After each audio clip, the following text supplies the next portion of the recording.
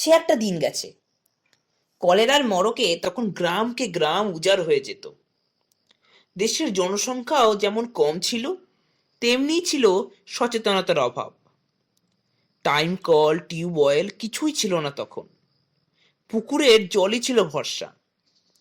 পুকুরের জলে স্নান করা, কাপড় কাচা, বাসন মাজা সবই চলতো। আবার সেই জলই কলসিতে ভরে নিয়ে আসা হতো পান করার জন্য। গ্রামে কারো কলেরা হলে সেই রোগীর ময়লা জামা কাপড় পুকুরেই কাচা হতো, যার ফলে রোগ ছড়াতো ঘরে ঘরে।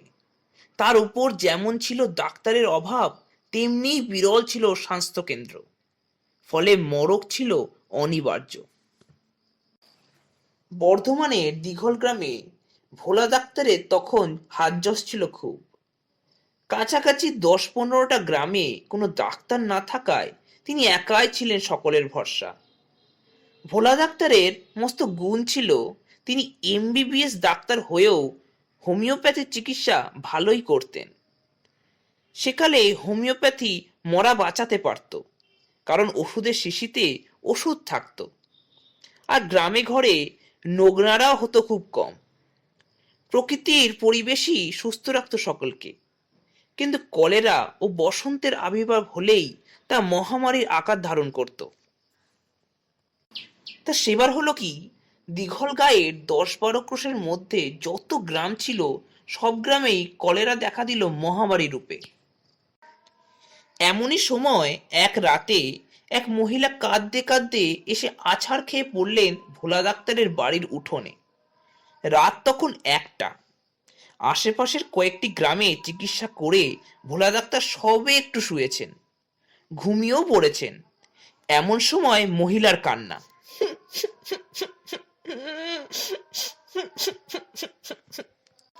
ভোলা ডাক্তারের স্ত্রী ঘুম থেকে ডেকে তুললেন স্বামীকে। বললেন, দেখো তো, বাইরে কে যেন ডাকছে, কাঁদছে। ভোলা ডাক্তার তখনই উঠে দরজা খুলে বললেন, কে মা তুমি?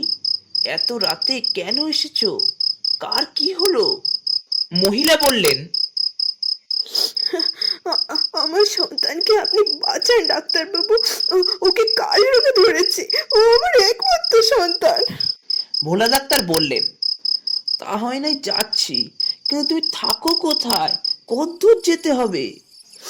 বাবা, আমি বেগল থেকে আসছি। ভোলা ডাক্তার বললেন, ওরে বাবা, সে তো অনেক দূরের পথ মা। বনের ভেতর দিয়ে দুটো খাল পেরিয়ে যেতে হবে। এই রাতে কি করে যাব আমি? কেন, আপনার ঘোড়া আছে, তাতেই চেপে যান।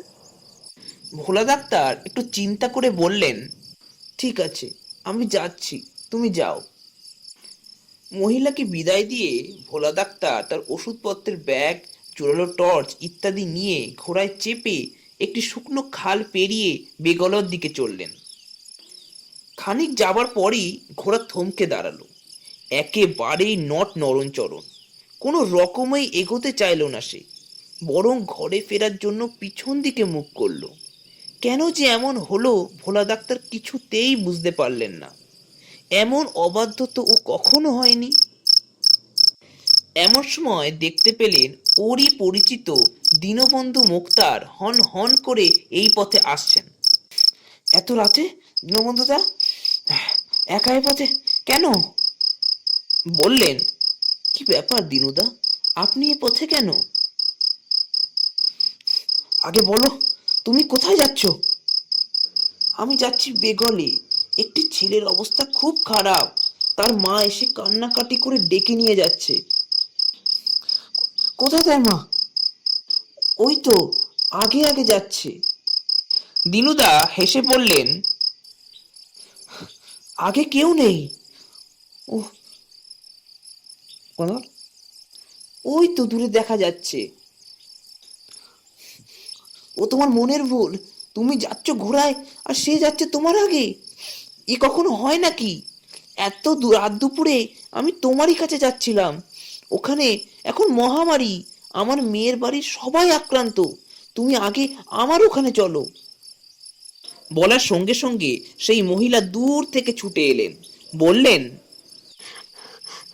না ডাক্তারবাবু, আগে আপনি আমার ছেলেকে দেখুন, তারপর ওর ওখানে যাবেন। দিনুদা সঙ্গে সঙ্গে জোরে একটা ধমক দিলেন মহিলাকে। ভোলা ডাক্তার বললেন, দিনুদা, তোমার ওখানে নিশ্চয়ই যাব, তবে আগে আমি এই মহিলার ছেলেকে দেখে আসি। কিন্তু যাব বললেই তো হলো না, ঘোড়া যে নড়ন চড়ুন। ভোলা ডাক্তার বাধ্য হয়েই তখন ঘোড়াটাকে এক গাছের সঙ্গে বেঁধে আর একটা খাল পার হয়ে বেরুলে পৌঁছালেন। সেই মহিলার সঙ্গে তার ঘরে গিয়ে দেখলেন একটি বছর পুরনো ছেলে শুয়ে শুয়ে কতরাচ্ছে। তিনি গিয়ে তার নাড়ি টিপে বুঝলেন এখনো উপায় আছে। তারই এক ডোজ ওষুধ তার মুখে দিয়ে কয়েকটা পুড়িয়া তৈরি করে মহিলাকে দিতে গিয়েই দেখলেন কেউ নেই সেখানে। সেই মহিলাই ঘরের এক কোণে চিত হয়ে শুয়ে আছে। এবার যেন কেমন একটু ভয় ভয় করলো ভোলা ডাক্তারের। উনি গিয়ে মহিলার হাত ধরে নাড়ির স্পন্দন দেখতে গিয়েই বুঝলেন বেশ কয়েক ঘন্টা আগেই তার প্রাণবায়ু শেষ হয়েছে। দেহটা শক্ত কাঠ। আর তিনি সেই ঘরে রইলেন না। অসুস্থ ছেলেটির দিকে স্নেহ ভরে একবার তাকিয়ে ঘরের বাইরে এগোলেন। তার সিদ্ধারা বয়ে যেন একটা ঠান্ডা স্রোত বয়ে গেল। দিনুদা বাইরেই অপেক্ষা করছিলেন। বললেন, কেমন দেখলে ডাক্তার? ভোলা ডাক্তার সে কথায় উত্তর না দিয়ে বললেন, কই, আপনার মেয়ের বাড়ি কোথায়? ওই তো দেখা যাচ্ছে। ভোলা ডাক্তার দিনুদার মেয়ের বাড়িতে এসে আরো একবার চমকে উঠলেন। সেই ঘরে 5 জন রোগী, একজন ছাড়া বাকি 4 জন ছড়িয়ে ছিটিয়ে শুয়ে আছে। তাদের প্রত্যেককে পরীক্ষা করে বুঝলেন এদের একজনও বেঁচে নেই। শেষজন শুয়েছিল তক্তপোষে, তার মুখ পর্যন্ত চাদর ঢাকা দেওয়া ছিল। সেই ঢাকা সরিয়েই আটকে উঠলেন তিনি। এই যে দিনুদা! ভোলা ডাক্তারের তখন পাগল হওয়ার মতো অবস্থা। উনি কোনো রকমে ঘর থেকে বেরিয়ে গ্রামের পথ ধরলেন। তাতেও কি রেহাই আছে? চারিদিকে শুধু কান্নার শব্দ, আর বারবার মনে হতে লাগলো কারা যেন তার পিছু পিছু আসছে আর বলছে, ডাক্তার বাবু, একবার আমাদের বাঁচান ডাক্তার বাবু, ও ডাক্তার বাবু। ভোলা ডাক্তার কারো দিকে না তাকিয়ে জোর পা চালিয়ে খাল পার হলেন। তারপর যে গাছের সঙ্গে তার ঘোড়াটি বাঁধা ছিল সেই গাছ থেকে ঘোড়া খুলে রওনা হলেন গ্রামের দিকে। সে রাত পর থেকে ভোলা ডাক্তার কখনো রাতের বেলায় নিজের গ্রাম ছাড়া অন্য কোনো দুর্গায় রোগী দেখতে যাননি।